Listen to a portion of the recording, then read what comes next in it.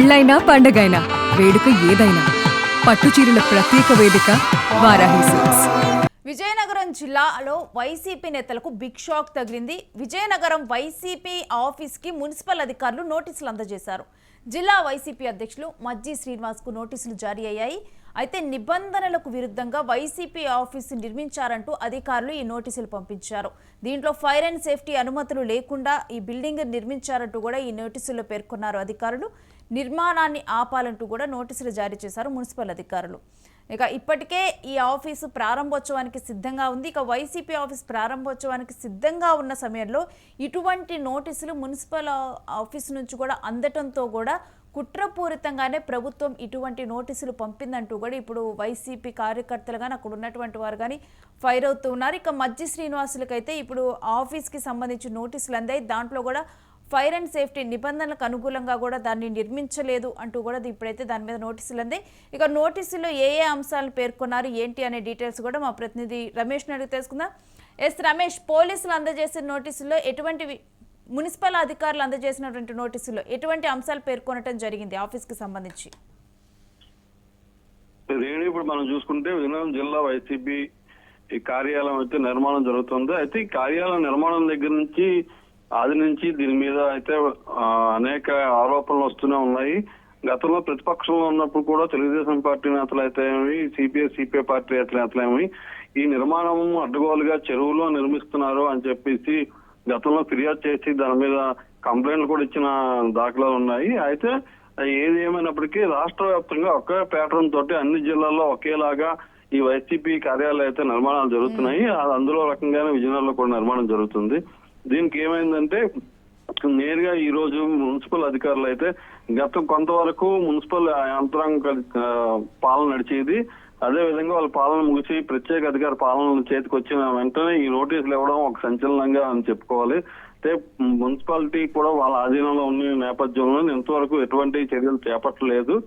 ఏదేమైనప్పటికీ ఇప్పుడు ప్రత్యేక అధికారులు వాళ్ళ పాలన ముగిసి ప్రత్యేక అధికారులు వచ్చిన తర్వాత దీనికైతే నోటీసులు ఇవ్వడం అయితే ప్రస్తుతం జిల్లా వ్యాప్తంగా చర్చనీయాంశంగా మారింది. దీనికి సంబంధించి ఫైర్ అండ్ సేఫ్టీ నిబంధనలు పాటించకుండా కట్టారని చెప్పేసి నిర్మాణాలు చేపట్టారని చెప్పేసి అయితే అధికారులు స్పష్టంగా ఈ నోటీసులు అయితే అందజేయడం జరిగింది. రేణు, అయితే దీని మీద వైసీపీ ఏ విధంగా స్పందిస్తుంది? ఆల్రెడీ కూడా ఆ బిల్డింగ్ మొత్తం కూడా పూర్తయినట్లు తెలుస్తుంది. ఇప్పటికీ కూడా వాళ్ళు స్టార్ట్ చేసేందుకంటే బిల్డింగ్ ఓపెనింగ్ కూడా సిద్ధమైపోయారు. ఇక ఈ సమయంలో మున్సిపల్ అధికారులు నోటీసులు అందజేశారు. బిల్డింగ్ అయితే నిర్మాణం అయితే పూర్తి అయిపోయింది. దీనికి సంబంధించి మా ఎమ్మెల్సీ బొత్స సత్యనారాయణ అయితేనేమి, జిల్లా అధ్యక్షుడు మజ్జి శ్రీనివాస్ అయితేనేమి ఒకసారి పరిశీలించారు. దీని ప్రారంభోత్సవం కూడా జనవరి 1వ తారీఖున అనుకున్నారు. కొన్ని అనివార్య కారణాల వల్ల వాయిదా పడిన నేపథ్యంలోనే కొంత కార్యక్రమాలు ఉన్నాయని చెప్పేసి ఆపడం జరిగింది. తర్వాత కూడా మున్సిపాలిటీ వాళ్ళ ఆధీనంలో ఉండేది. మున్సిపాలిటీ కూడా ఇక్కడ వైసీపీ నేతలే ఆధీనంలో ఉండేది.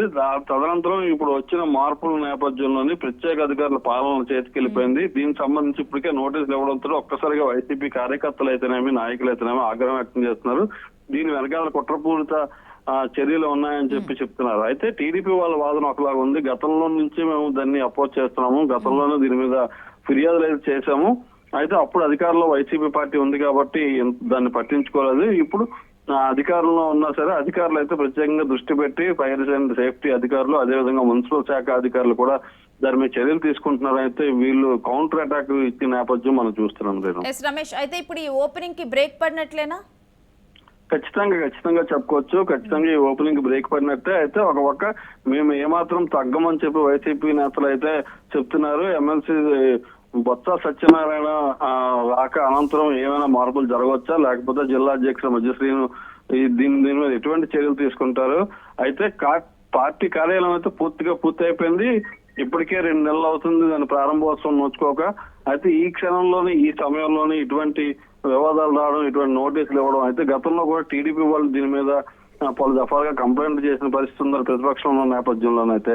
అయితే ఇప్పటికి ప్రస్తుతానికైతే దీనికి తాత్కాలికంగా బ్రేక్ పడినట్టే అని మనం చెప్పుకోవాలి.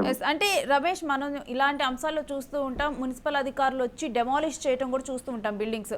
అలాంటిది ఏమైనా జరిగే అవకాశం ఉందా? ఇది రాష్ట్ర వ్యాప్తంగా ఒకే ప్యాటర్న్, ఒకే ఫార్మాలోనే జరుగుతున్న నిర్మాణాలు ఇవి.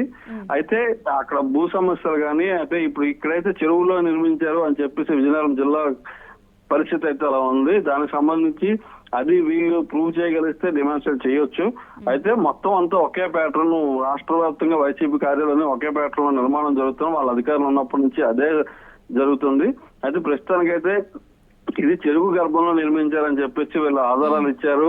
గతంలో కూడా అప్పుడు కూడా పట్టించుకునే అధికారులు ఇప్పుడు సడన్ గా ఒక్కసారిగా ఈ నోటీసులు ఇవ్వడంతో అయితే డెమాన్స్ట్రేట్ చేసే అవకాశాలు కూడా ఉన్నాయి. రేణు రైట్ రమేష్, మీరు హోల్లో ఉండండి, మీ దగ్గర నుంచి మరిన్ని డీటెయిల్స్ తీసుకుంటాం. ఇక వైసీపీ ఆఫీస్ అయితే మొత్తం కూడా సిద్ధమైపోయింది. ఓపెనింగ్కి సిద్ధమైన క్రమంలో కూడా ఇప్పుడు మున్సిపల్ అధికారుల నుంచి నోటీసులు అందాయి. ఇదంతా కూడా కావాలని చెప్పే ఈ విధంగా కూడా ప్రభుత్వం తమని వేధిస్తుందంటూ కూడా వీళ్ళు చెప్తూ ఉన్నారు. అయితే దీంట్లో ఫైర్ అండ్ సేఫ్టీ అధికారులు ఒకవైపు ఫైర్ అండ్ సేఫ్టీకి సంబంధించి కూడా నిబంధనలు పాటించడం లేదంటూ మున్సిపల్ అధికారులు ఆరోపిస్తున్నారు. ఇంకొక విషయం ఏంటంటే ఈ ఆఫీస్ కూడా చెరువు మధ్యలో కట్టారంటూ కూడా చెప్తున్నారు. గతం నుంచే టీడీపీకి సంబంధించినటువంటి కార్యకర్తలు చెప్తుంది ఏంటంటే గతం నుంచే ఎప్పుడైతే ఈ బిల్డింగ్ కట్టడానికి ప్రారంభించారో అప్పటి నుంచే మేము ఈ అంశాన్ని పేర్కొంటున్నామంటూ కూడా చెప్పారు. ఇక విజయనగరం జిల్లాలో ఇప్పుడు వైసీపీ మున్సిపల్ ఆఫీసు రాజకీయం నడుస్తుందని చెప్పొచ్చు మొత్తం కూడా. మరి ఈ అంశంలో మున్సిపల్ అధికారులు ఎటువంటి చర్యలు తీసుకోనున్నారు? మరి చెరువు మధ్యలో కట్టినట్టుగా ఇప్పటికైతే నోటీసులు అందాయి. నోటీసులు అందిన తర్వాత ఇక విచారణ చేపట్టిన తర్వాత ఒకవేళ చెరువు మధ్యలోనే కట్టినట్టుగా కనుక తేలితే కనుక ఈ బిల్డింగ్ను ధ్వంసం చేసే అవకాశం కూడా ఉంది.